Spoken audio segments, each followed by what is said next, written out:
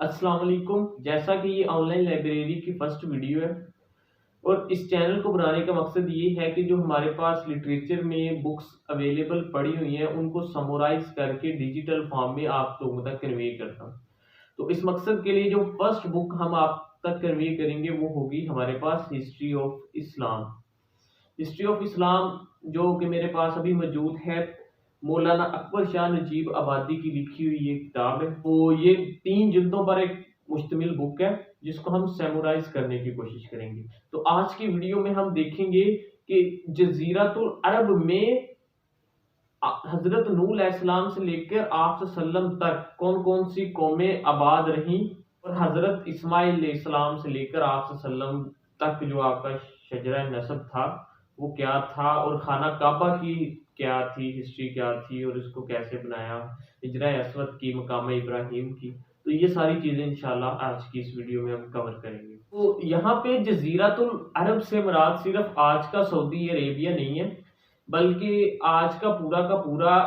Arabian peninsula है। अगर आप मैप देखें तो इसमें आपको नजर आएगा कि आज के दौर में जॉर्डन, इराक है, कुवैत है, बहरीन है, कतर है, यूएई है, ओमान है, यमन है और सऊदी अरेबिया, इन सब मिला के जो बनता है उसे अरेबियन पेनिनसुला बोलते हैं। तो अगर इस पूरा जजीरतुल अरब या अरेबियन पेनिनसुला को हम समराइज करने की कोशिश करें इनकी कौमों को, तो हम बेसिकली 3 कैटेगरीज में इनको डिवाइड कर सकते हैं। एक है हमारे पास अरब बाइदा, सेकंड वन है हमारे पास अरब आरबा और थर्ड है अरब मुस्तरबा। दोस्तों, अगर अरब बाइदा की बात की जाए तो इसकी शुरुआत होती है हजरत नूह अलैहिस्सलाम से। हजरत नूह अलैहिस्सलाम के बेटे नूह बिन असाम एशिया का रुख करते हैं और यहाँ पे जजीरतुल अरब में आके आबाद होते हैं, और उनसे जो नस्ल चलती है उसको अरब बाइदा के नाम से जाना जाता है। अब इस अरब बाइदा में जो है वो जो बड़े नाम मिलते हैं वो कौमे आद और कौमे समूद के मिलते हैं। कौमे आद की तरफ हजरत हूद अलैहिस्सलाम को अल्लाह ताला ने भेजा और कौमे समूद की तरफ हजरत सालेह अलैहिस्सलाम को भेजा, जो कि अपनी गुमराह की वजह से तबाह हुए। तो ये जो लोग थे वो बड़े कद्दावर थे, ताकतवर किस्म के, तहजीब रखते थे, सब कुछ था, लेकिन अपनी नाफरमानियों की वजह से, गुमराहियों की वजह से आहिस्ता आहिस्ता तबाह हुए। तो ये पूरा पूरा का पूरा इनका शजरा नसब जो है वो हजरत नूह अलैहिस्सलाम से आगे जो है वो हजरत इब्राहिम अलैहिस्सलाम तक, वो भी इन्हीं की नस्ल में से थे, वो आप देख सकते हैं। अब अरब आरबा के बारे में ज्यादा हिस्ट्री या तारीख तो नहीं मिलती, क्योंकि ये काफी जो है वो पुराने लोग थे, सिवाय इनकी चंद अमारतों और इस्तेमाल की हुई चीजों की, और इन्हीं से जो है वो इनके जो हालात जिंदगी के बारे में अंदाजा लगाया जाता है। अब इन लोगों को एक तो अजाब इलाही था, इनकी तबाही की वजह, अगर तबाही की बात करें, और दूसरी जो इसकी तबाही की बची खुची इसकी नस्ल थी उसकी वजह था कहतान। अब ये कहतान वही शख्स है जिससे अरब की दूसरी नस्ल का स्टार्ट होता है, यानी कि अरब आरबा।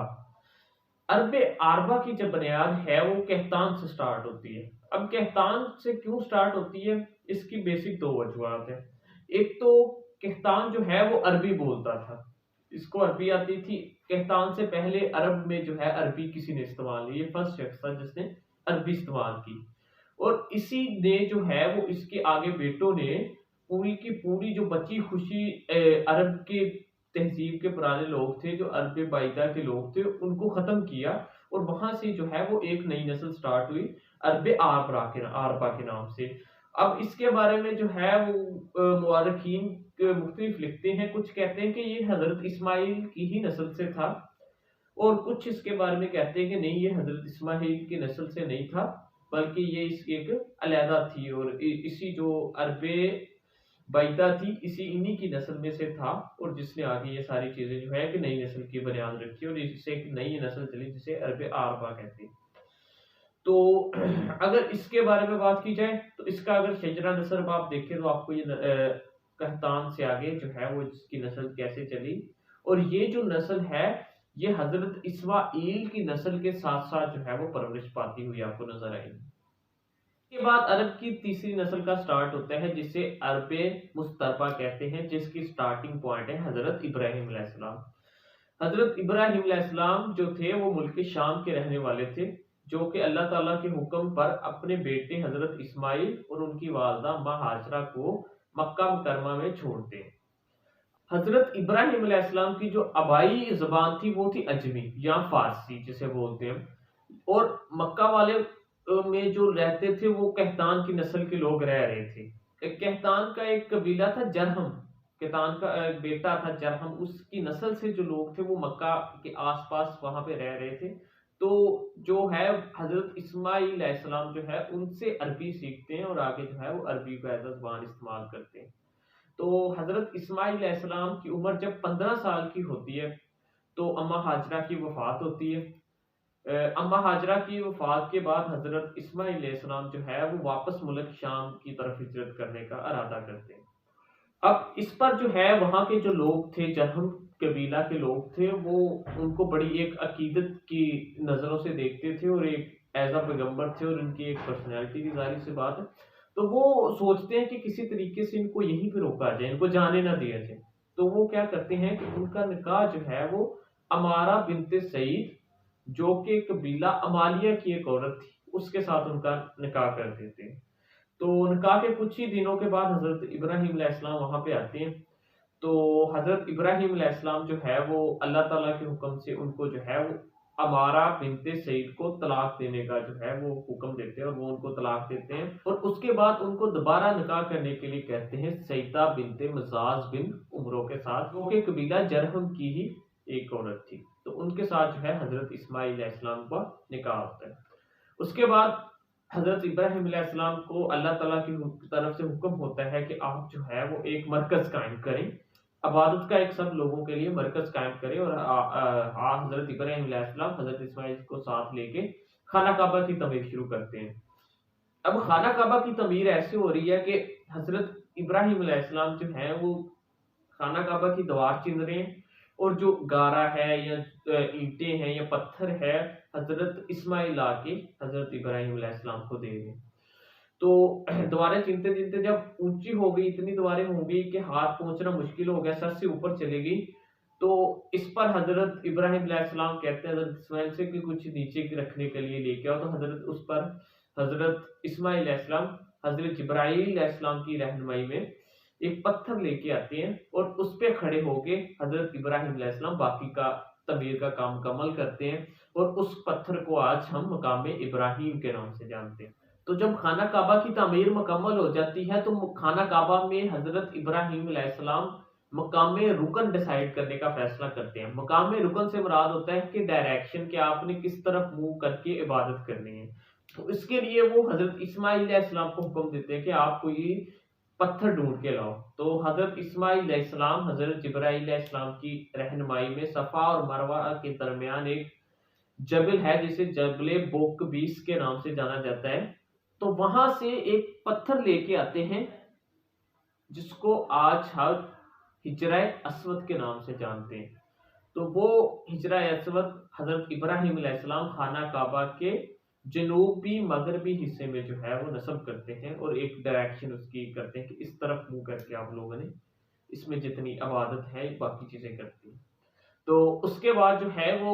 باقاعدہ طور پر حج کا سلسلہ شروع ہوتا ہے، خانہ کعبہ کی تعمیر مکمل ہوتی ہے، حضرت ابراہیم علیہ السلام جو ہے واپس ملک شام چلے جاتے ہیں، اور ہر سال بعد حج کے موقع پر واپس آتے ہیں اور حج کرتے ہیں خانہ کعبہ کا، اور پھر سے واپس چلے جاتے ہیں۔ یعنی کہ حج کی جو باقاعدہ رسم تھی وہ حضرت ابراہیم علیہ السلام نے اپنے دور میں سٹارٹ کر دی۔ حضرت اسماعیل علیہ السلام جو ہے اس کے بعد وہاں پہ مکہ میں رہ کے اپنی زندگی گزارتے ہیں، اور توریت کے مطابق ان کی جو زندگی ہے وہ 135 سال کی عمر میں جو ہے وہ وفات پاتے ہیں۔ جب حضرت اسماعیل علیہ السلام وفات پاتے ہیں تو ان کے 12 بیٹے تھے ان کی وفات کے وقت، اور انہی کے ایک بیٹے جس کا نام کداد ہے، ان کی نسل سے جو ہے وہ ایک لڑکا پیدا ہوتا ہے آگے چل کے عدنان، جسے سے آگے پوری ایک نسل چلتی ہے بنو عدنان۔ اور اس کے بعد یہ پورا کا پورا شجرہ نسب آپ دیکھیں تو یہ پورا کا پورا چلتا ہے، نسل در نسل چلتی ہیں اور چیزیں آگے بڑھتی ہیں، اور آہستہ آہستہ جو ہے وہ یہی وہ لوگ تھے جنہوں نے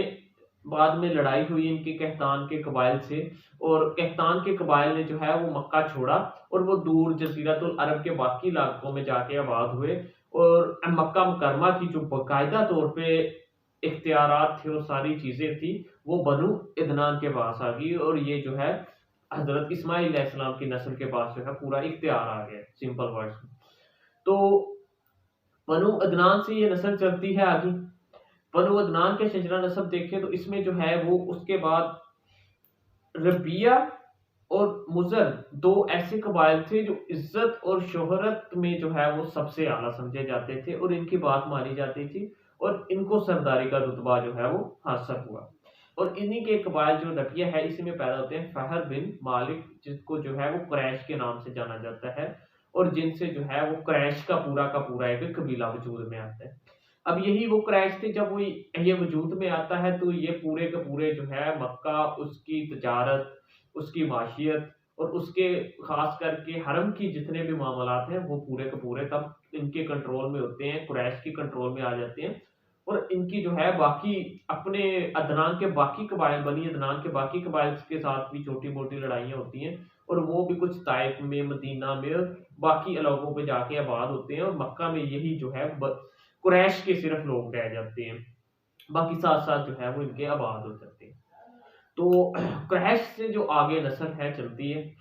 تو اب اگر قریش کی بات کی جائے تو قریش کے دو بیٹے تھے، ایک تھا غالب اور حارث۔ اب حارث کی نسل میں سے جو ہے وہ ابو عبیدہ بن خراج آتے ہیں، جو کہ قریش کی نسل میں سے تھے۔ غالب کے بعد لوئی، لوئی کے بعد کعب۔ اب کعب کے جو ہے وہ تین آگے بیٹے ہیں، حسیس، حسیس کی نسل میں سے جو ہے وہ حضرت ابو بکر صدیق رضی اللہ تعالیٰ عنہ تھے، اور عدی جو تھا اس کی نسل میں سے حضرت عمر فاروق رضی اللہ تعالیٰ، اور امرا جو تھا اس کے بعد میں جو ہے تین بیٹے ہوتے ہیں، کلاب، بنو تمیم اور یکتا۔ اب بنو تمیم جو تھے وہ بی بی آمنہ، عبد الرحمن بن عوف، سعد بن وقاص، یہ بنی تمیم میں سے قریش کے قبیلوں میں سے تھے۔ اس کے علاوہ جو ہے بختہ کو دیکھا جائے تو بنو مخزوم جو تھے وہ بھی انہی کی نسل میں سے تھے۔ اب کلاب کے بعد جو ہے اس کے دو بیٹے ہیں آگے، بنو زہرہ اور کسی بن کلاب۔ اب یہ کسی بن کلاب جو ہے وہ بڑے امپورٹنٹ کا، اہمیت کا حامل شخص تھا، یہی وہ پہلا جو ہے باقاعدہ طور پر بادشاہ بنا جزیرۃ العرب کا۔ اس نے کیا کیا کہ جتنے بھی جزیرۃ العرب کے خصوصاً قریش کے قبائل تھے ان سب کو اکٹھا کر دیا، ایک اپنے لیے ایک کمرہ بنایا جس میں جتنے سردار تھے وہ سارے آتے، ایک جرگہ ہوتا، جو بھی معاملات ہوتے مشترکہ سارے طے ہوتے، تو یوں وہ پورے جزیرۃ العرب کا پہلا دینی اور دنیاوی لحاظ سے جو ہے وہ پیشوا بنا، اور سارے معاملات طے ہوئے، اور اسی نے یہ چیزیں ڈیسائیڈ کی کہ حج کے موقع پر قریش جو ہے وہ حاجیوں کے لیے میزبانی کا، جو 3 دن کی میزبانی کا شرف بھی حاصل کرے، یعنی کہ حاجی جب ہر سال آ رہے ہیں خانہ کعبہ کے طواف کے لیے تو ان کے 3 دن کے لیے کھانے پینے کا انتظام کیا جائے، یہ اس وقت اس نے فیصلہ کیا۔ اب جو ہے کسی بن کلاب سے آگے اس کے 3 بیٹے ہوتے ہیں جی، عبد الداد، عبد المناف اور عبد الغری۔ عبد الغری کی نسل میں سے جو ہے وہ بی بی خدیجہ، حضرت خدیجہ، اور عبد المناف کے جو ہیں وہ آگے 3 بیٹے ہیں، عبد الشمس، ہاشم اور مطلب۔ اب کسی کیونکہ ایک بادشاہ تھا، کسی کے بعد جو حکمرانی آتی ہے وہ آتی ہے عبد الداد کے پاس، اس کے بیٹے کے پاس، اور عبد الداد کی وفات کے بعد جو ہے وہ اس کے بھائی کے پاس، عبد المناف کے پاس۔ اب عبد المناف جو تھا وہ اس کی شہرت بہت زیادہ تھی قریش میں، ایک شریف النسل اور شریف النفس شخص تھا۔ تو عبد المناف کی وفات کے بعد لڑائی جھگڑا تھوڑا سا سٹارٹ ہوتا ہے قریش میں آپس میں، جو ہے وہ عبد الداد کی جو نسل تھی ان میں، اور عبد المناف کے جو آگے بیٹے تھے عبد الحاشم، شمس اور مطلب، ان میں لڑائی ہوتی ہے کہ آگے جو ہے نیکسٹ کون اقتدار سنبھالے گا۔ تو بڑے اس میں فیصلہ کرتے ہیں، وہ مداخلت کرتے ہیں سارے سردار، اور ایک فیصلہ ہوتا ہے کہ جو ہو گئے عبد الداد کی اولاد ہوگی یا اس کے جو پوتے ہوں گے، ان کے پاس جو انتظامات ہوں گے اس میں فوجی انتظام، ملک کے فوجی انتظامات، کعبہ کی حفاظت، اور باقی جو ہے یعنی کہ حفاظت کے ریلیٹڈ جتنی چیزیں ہیں وہ دیکھیں گے۔ اور جو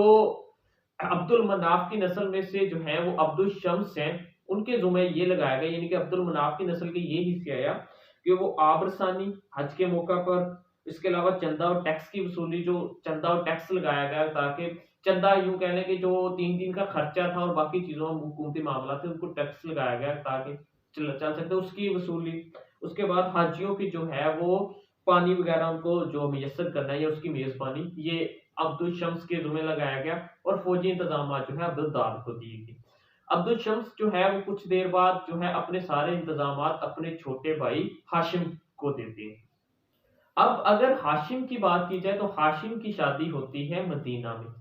और मदीना की एक सरदार की लड़की से होती है, और उसके बदन से एक बेटा उनको पैदा होता है जिसका नाम रखा जाता है शीबा।